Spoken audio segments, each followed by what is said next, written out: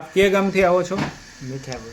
મીઠાપુર એટલે અહીંયા દ્વારકાની બાજુમાં જ મીઠાપુરથી આવો છો. અને અગાઉ શું તકલીફો માટે અમૃત પુષ્પ દ્વારકા મુખ્ય સંશોધન કેન્દ્રમાં આવ્યા હતા તમે?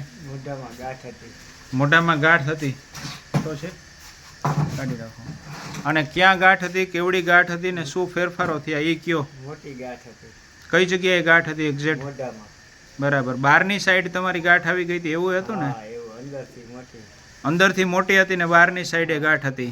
બરાબર. કેટલા સમયનો અમારો અહીંનો કોર્સ કર્યો તમે? 1 મહિનો થયો.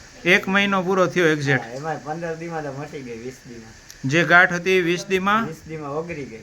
સંપૂર્ણ ઓગળી ગઈ છે. તમે આજે સરસ રીતે પરેજી સાથે કોર્સ કર્યો છે.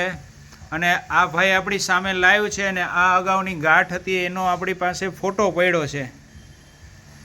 એટલે લોકો આ વિડીયોના માધ્યમથી જોઈ શકે કે આવી ગાંઠો પણ અમૃત પુષ્પ દ્વારકા કેન્દ્રમાં ઓગળે છે. પરેજી સાથે કોર્સ કરવામાં આવે તો આ રિઝલ્ટ મળે છે. આપણી સામે આ ભાઈ લાઈવ છે.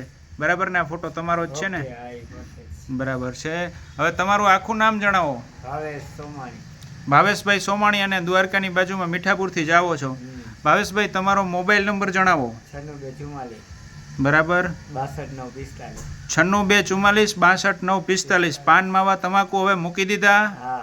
સરસ. અને લોકો માટે એક આ સૂચક કેસ છે. 2026નો આજે પહેલો દિવસ ને સરસ મજાનું રિઝલ્ટ છે અમૃત પુષ્પ દ્વારકા કેન્દ્રનું.